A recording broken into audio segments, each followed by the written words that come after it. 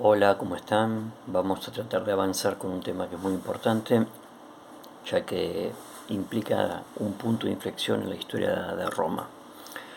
Cuando se habla de principado, es muy común también utilizar el término criptomonarquía, en el sentido que este nuevo modelo político que emerge para reorganizar la sociedad y la estructura política romana es presentado de alguna manera como una continuidad del proceso iniciado en la República. De hecho lo es, pero también implica un profundo grado de transformaciones en relación a lo que había sido la etapa histórica previa. En relación a esto, una primera variable que es importante marcar: venimos de un complejo proceso histórico que, a medida que Roma se ha ido expandiendo en torno al espacio mediterráneo, y principalmente a partir de la finalización del siglo III y el inicio del siglo II, uno ve que tras vencer a los cartagineses en ese conflicto tan extendido en el tiempo, se aceleran las condiciones políticas y estructurales para que Roma pueda hacerse definitivamente del control del espacio mediterráneo. Ese control del espacio mediterráneo va a necesitar cerca de un siglo más para poder consolidarse en este concepto del Mare Nostrum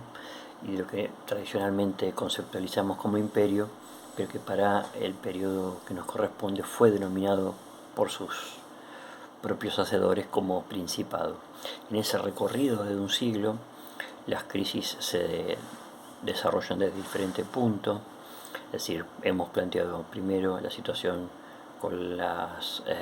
reformas de los Gracos, y más allá del alcance o no de las mismas en el plano agrario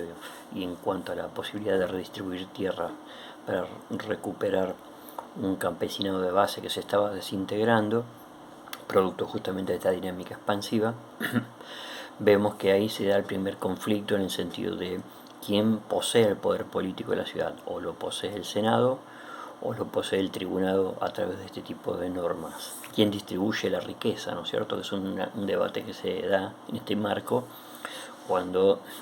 se adquiere el tesoro de Pérgamo, que se incorpora a Roma. Por otro lado, en el marco del sistema esclavista, que ya estaba arraigado, se estaba consolidando,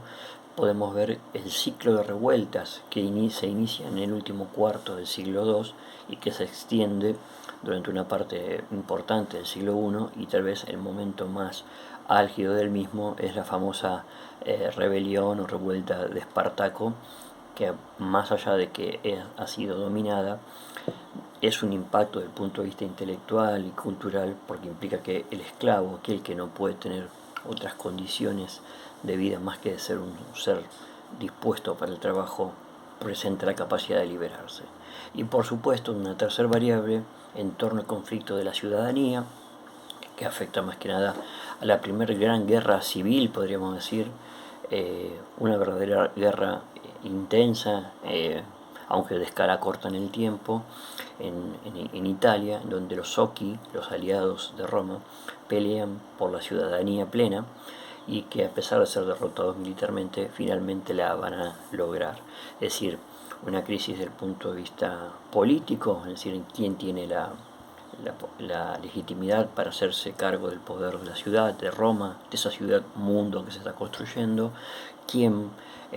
la crisis y el tambaleo del sistema esclavista en algunas partes y la reorganización del mismo de cara al nuevo proceso histórico que se va a venir,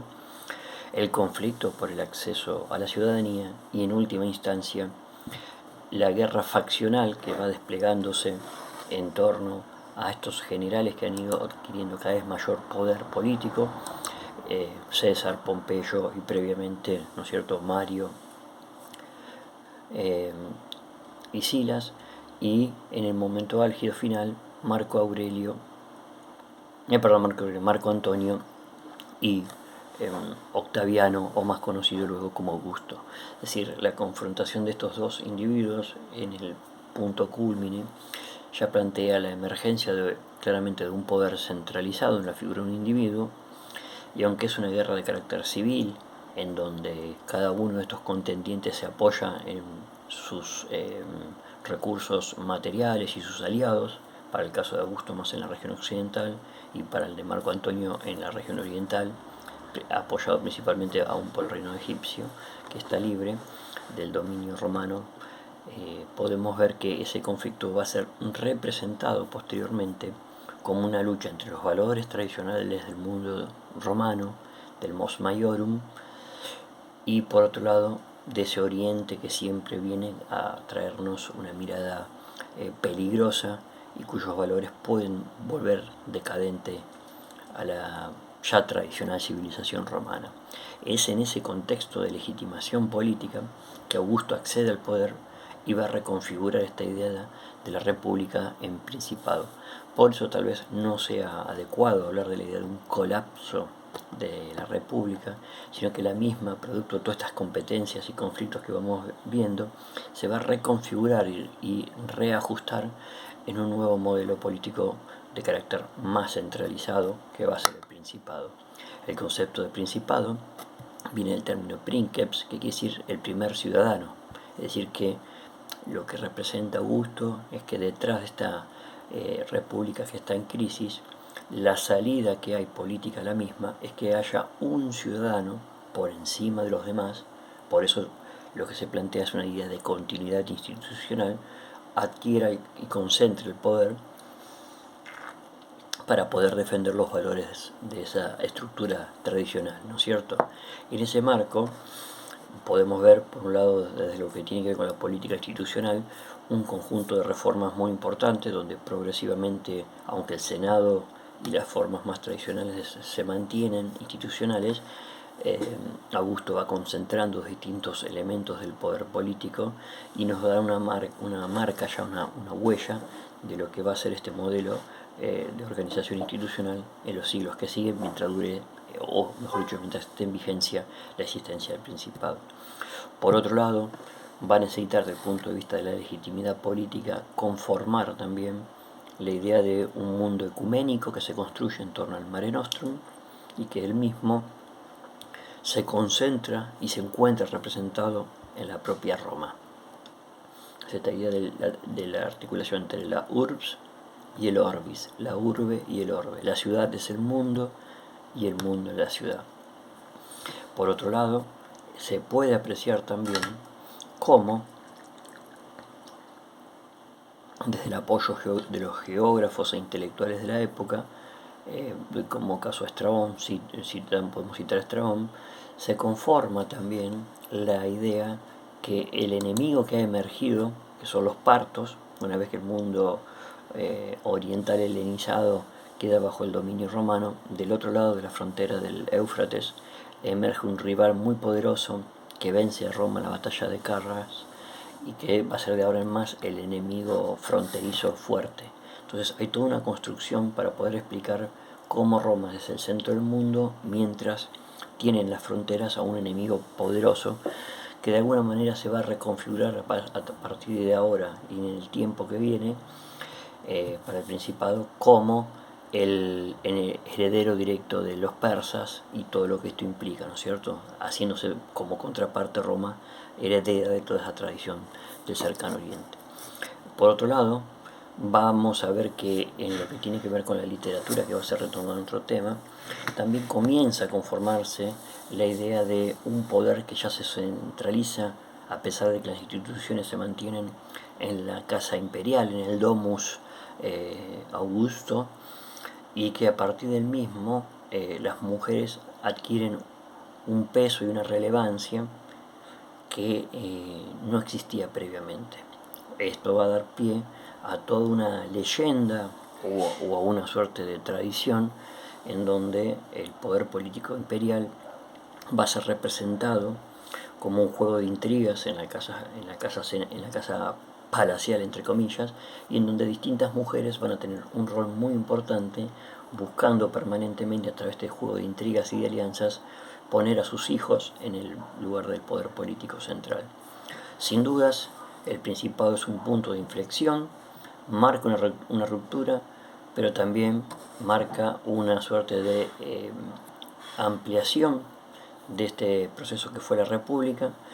y para algunos va a ser considerado como la edad central de la historia de Roma. Podríamos plantear que el Principado podemos dividirlos claramente en dos momentos,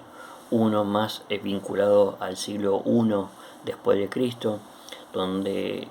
luego de Augusto el gobierno queda concentrado en la familia Julio-Claudia, y posteriormente una nueva etapa en donde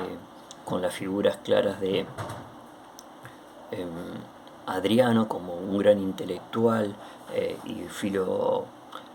cultor de la tradición helenística, se cerraría el ciclo del siglo II bajo los severos, en donde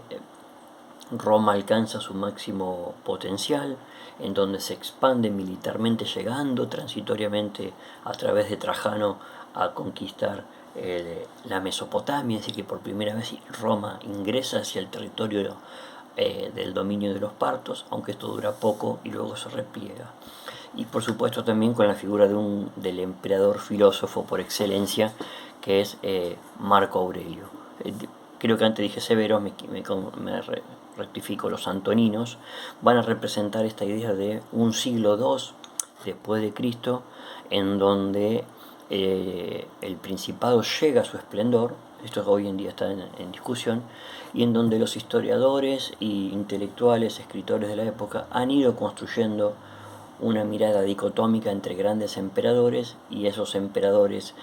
conformados por una leyenda negra como Calígula, Nerón, ¿no es cierto?, Domiciano,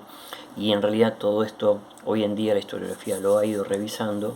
y ha planteado más un modelo de continuidad en donde por ahí se pueden analizar las particularidades,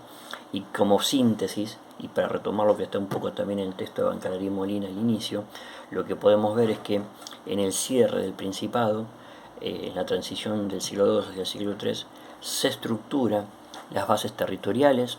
se definen de forma definitiva las fronteras, la política militar que la va a sostener, la estructura fiscal que va a tener el Roma en ese periodo, y por supuesto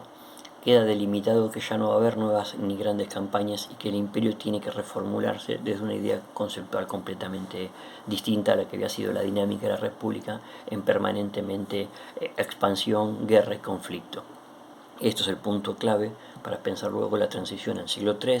y los debates que se abren en la misma en torno a la idea de una guerra civil, una crisis del modelo político, la famosa crisis del siglo III, que hoy está en revisión, y cómo esas transformaciones que se va a dar en el siglo siguiente dan paso al nuevo poder, al nuevo modelo político que va a ser el dominado,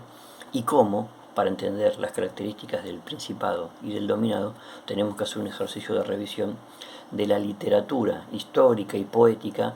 que ha conformado la mirada del periodo histórico que hemos denominado a rangos generales como Imperio Romano. Les mando un abrazo.